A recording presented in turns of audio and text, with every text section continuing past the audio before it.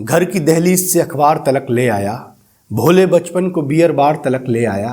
एक रिश्ता की जिसे प्यार कहा था मैंने, वही रिश्ता मुझे बाजार तलक ले आया। जी हाँ, मेरा नाम है कुमार मनोज। सुशांत सिंह राजपूत की मौत की गुत्थी और ज्यादा उलझती जा रही है। मुंबई पुलिस ने 50 दिन की जांच के बाद भी कोई एक ऐसा सबूत नहीं दिया जिससे ये लगता कि सुशांत को न्याय मिल सकता है। इधर नया मोड़ आ गया। बिहार पुलिस ने जाकर रिया चक्रवर्ती के खिलाफ जांच शुरू कर दी क्योंकि सुशांत के पिता ने उनके खिलाफ एफआईआर दर्ज करा दी थी। तो दोनों तरह से ये जो मामला है वो पेचीदा होता जा रहा है। अब जो ताज़ा हालात हैं वो ये हैं कि दोनों ही प्रदेशों की सरकारें अपने अपने नाक का विषय बना रही हैं। महाराष्ट्र कह रही है कि हमारी पुलिस बहुत जांबाज है और हमारी पुलिस मामले के तह तक पहुंच जाएगी। वहीं नीतीश कुमार कह रहे हैं कि अगर उनके पिताजी ने, सुशांत के पिता ने ये मांग की कि इस मामले को सीबीआई को सौंपा जाए तो हम लोग इस मामले को सीबीआई को सौंप देंगे। तो ये दोनों तरफ से कवायद चल रही है। इस बीच एक बहुत महत्वपूर्ण बयान आया है। वो बहुत ही महत्वपूर्ण बयान है सुशांत के बॉडीगार्ड का। उन्होंने रिपब्लिक टीवी को एक बयान दिया है जिसमें उन्होंने बहुत अहम खुलासे किए हैं।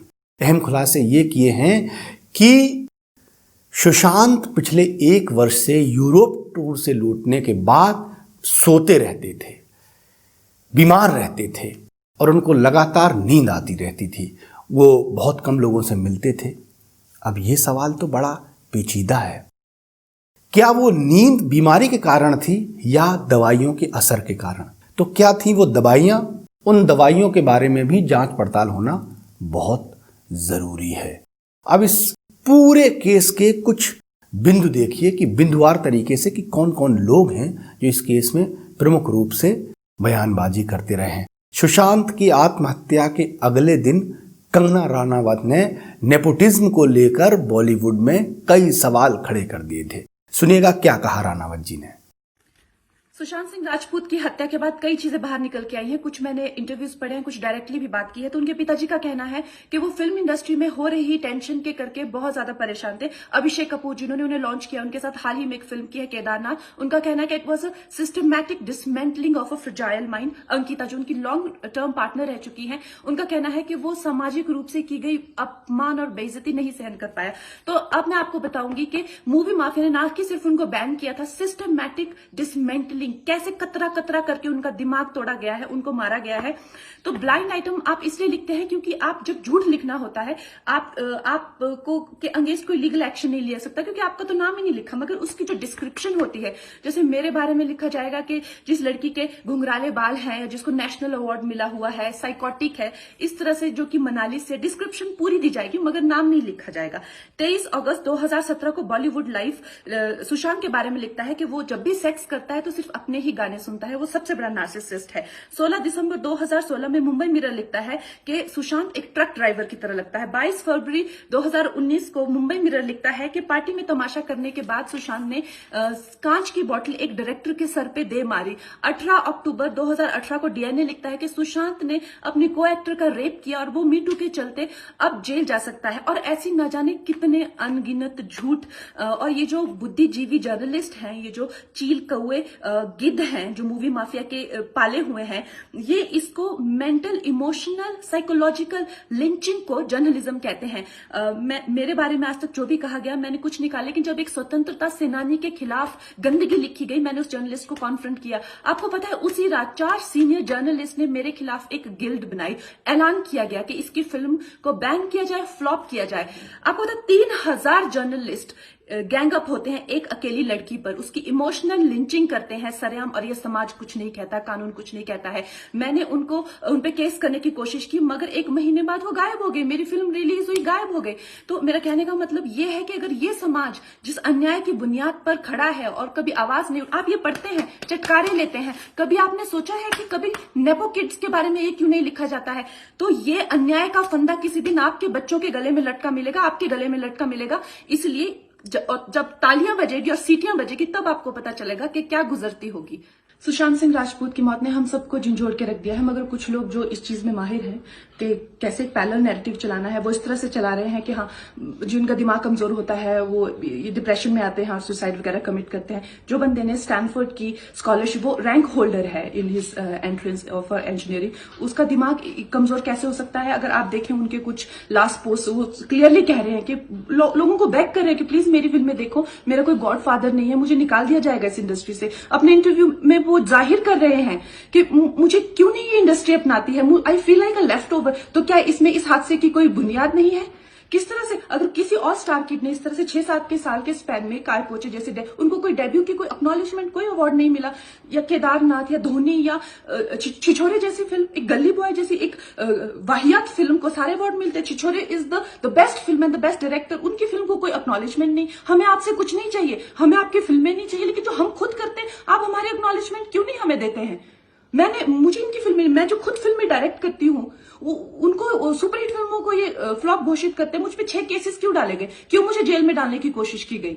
और मुझे इनके जो चमचे जर्नलिस्ट हैं, वो सुशांत जैसे लोगों पे जो ब्लाइंड आइटम्स लिखते हैं कि वो साइकोटिक है, न्यूरोटिक है, एडिक्ट है। संजय दत्त की एडिक्शन तो आपको बहुत क्यूट लगती है, लेकिन सुशांत की गलती यही है कि वो उनकी बात मान गया। उन्होंने कहा तुम वर्थलेस हो, वो मान गया। उसने he didn't remember what his mother told him. उन्होंने कहा कि तुम्हारा कुछ नहीं होगा, वो मान गया। वो चाहते ही ये है कि वो इतिहास लिखे और ये लिखे कि सुशांत कमजोर दिमाग का था। वो ये नहीं बताएंगे कि क्या सच्चाई क्या है। तो हमें ये डिसाइड करना है कि who will write the history, we will decide that. इधर मुंबई पुलिस ये जांच कर ही रही थी कि कुछ फोटोज आए जो महेश भट्ट और रिया चक्रवर्ती के अंतरंग फोटो थे। एक तरह से आप उन तस्वीरों को देखिए और उन तस्वीरों को देखकर आपको क्या ये लगता है कि ये एक टीचर और स्टूडेंट के रिश्ते हैं? क्योंकि महेश भट्ट ने कहा है कि रिया मुझे अपना टीचर मानती थी। तो इन फोटोज को देखने के बाद मामला और थोड़ा पेचीदा हो रहा है। इस तमाम विवाद में एक और चेहरा उभर कर आया। वो चेहरा है टीवी एक्ट्रेस अंकिता लोखंडे का, जो उनकी एक्स गर्लफ्रेंड भी रह चुकी हैं, जो आज भी सुशांत के परिवार को बिल्कुल अपना परिवार मानकर ट्रीट कर रही हैं। आइए देखिए उन्होंने क्या कहा, वो भी सुनते हैं। सर, एक लड़का है जिसने पवित्र रिश्ता चूज किया। पहले वो थिएटर्स करता था, उसने थिएटर में प्ले करना शुरू किया। उसके बाद उसने सोचा मैं कुछ और करता हूं, उसने सीरियल लिया। फिर उसके बाद उसको लगा मुझे कुछ और करना है। उस सीरियल्स में sir he was one of the biggest stars. उसने सब बहुत पीक पर आकर पवित्र रिश्ता छोड़ा था, जब वो टेलीविजन का सबसे बड़ा हीरो था। And television is a big big big market sir, television is huge. Because I am from television and that time पवित्र रिश्ता was in a peak sir। मतलब उस टाइम सुशांत ने आके टेलीविजन छोड़ा था क्योंकि उसको कुछ और करना था। He was never stuck in one thing, he was very creative। He said मुझे कुछ और करना है। He tried films, he got into films, उसने फिल्म्स की। उसके बाद आज लोग उसको बोल रहे हैं वो डिप्रेशन में था। मैं ये मान ही नहीं सकती, क्योंकि जो लड़का जिसको पता है उसे क्या करना है, जो उसे तभी जब वो फिल्म्स में भी उसने 3 साल वेट किया है सर। मैंने उसको बोला तू छोड़, पवित्र छोड़, तुझे जो करना है वो कर। बिकॉज जब एक पैशनेट दिमाग होता है ना, when you have so much of creativity in your head and you don't know what to do it, how to use it, you have to wait for a certain period, you have to give time to yourself। मैंने बोला सुशांत को just give time to yourself, and he sir waited for that one break for himself। He waited for 3 years, he was sitting at home, he was waiting for that one break। Everybody don't have that patience sir, but he had that patience। पैसा बहुत छोटी चीज थी सुशांत के लिए, passion बहुत बड़ा था। वो हमेशा मुझे बोलता था कि अगर मैं सब खत्म भी हो जाए ना तो मैं अपना एम्पायर फिर से खड़ा कर लूंगा, और नहीं कुछ मिलाना तो मैं अपने दम पर जिंदगी जीऊंगा। सब money was never an agenda for him. His creativity, his passion towards films, his passion towards life, I would rather से। फिल्म नहीं, वो जो करता था ना वो शिद्दत से करता था सर, बहुत शिद्दत से करता था लड़का। मैंने उसको देखा है सर, हर एक छोटी से छोटी चीज में डांस करता था ना, वो खुशी से करता था। वो बैकग्राउंड डांसर रहा है सर, वो शामक डावर के ग्रुप में बैकग्राउंड डांसर था। वो बैकग्राउंड डांसर से उसकी जर्नी जो शुरू हुई है वो दिल बेचारा पर खत्म हुई है। वो कभी वो सर मुझे अभी तक याद है, सुशांत मुझे हमेशा एक चीज बोलता था, सक्सेस और फेलियर के बीच में एक लाइन होती है, जो वो हमेशा बोलता था जो धोनी फॉलो करते हैं, यू नो, जब कुछ ज्यादा अच्छा होता है तो भी वो सटल रहता है, जब कुछ ज्यादा खराब होता है तो भी वो सटल रहता है। एंड सुशांत बोलता था मैं ऐसे होना चाहता हूं, because he was like that, very balanced. ना उसको सक्सेस कभी अफेक्ट की, ना उसको डाउनफॉल कभी अफेक्ट किया। बोला कभी अफेक्ट भी होगा ना तो आई बाउंस बैक, क्योंकि ये जो खुशियां है सर, ये जो थोड़ी सी खुशियां है, ये उसी टाइम की होती है, वो पल भर की खुशियां होती है। ये सुशांत मानता था सर, इसीलिए वो छोटी छोटी चीजों में खुशियां ढूंढता था। वो उन लड़कों को, बच्चों को पढ़ाता था जिसमें उसको खुशी मिलती थी। उसने इतने सारे बच्चों को एजुकेशन दिया सर, उसको खुशी जहां मिलती थी वो स्टार्स को गेज करता, उसको वो चीजें खुशी देती थी सर। अब वो उसकी रियल खुशी थी, उसके लिए ये उसका पैशन था and he work towards that passion. But he can not die for this, he can not die for this, that is. तो ये तमाम सारे पहलू थे इस केस के जो निकलकर सामने आए, लेकिन इन सब के पहलुओं के बाद जो एक बड़ा विषय है वो ये है कि आखिर क्या ऐसा हुआ था कि जिस रात रिया चक्रवर्ती रूठ कर या नाराज होकर या लड़ाई कर कर गई, उसके अगले ही दिन सुशांत ने सुसाइड कर लिया। तो सबसे पहला निशाना रिया चक्रवर्ती पर ही जाता है। मुंबई पुलिस ने आखिर किस आधार पर रिया चक्रवर्ती को अपने संज्ञान में नहीं लिया और उन पर सही तरह से पूछताछ नहीं की? ये बहुत सारे ऐसे सवाल हैं, लेकिन इन सब के बीच ये बहुत ज़रूरी है कि आखिर किस तरह से सुशांत के परिवार को न्याय मिले। रक्षाबंधन आने वाला है, उनकी बहनें इस समय खून के आंसू रो रही हैं। जी हाँ, जिस परिवार का इतना लाडला बेटा, जो इतना टैलेंटेड था, इतना प्रतिभाशाली था, ऐसा नौजवान जब सुसाइड कर लेता है तो वो परिवार पूरी तरह से मर जाता है। मेरी भी ये मांग है व्यक्तिगत तौर पर कि सुशांत के मामले में पूरी तरह से ठोस जांच होनी चाहिए और जांच ऐसी हो जिससे पीड़ित परिवार को न्याय मिले। मुंबई पुलिस की जहां तक विश्वसनीयता की बात है तो बहुत सारे केसों को तो छोड़ ही दिया जाए, दो महत्वपूर्ण केस, गुलशन कुमार की हत्याकांड और दिव्या भारती, ये दो ऐसे केस हैं जिनकी मौत की गुत्थी आज तक नहीं सुलझी है।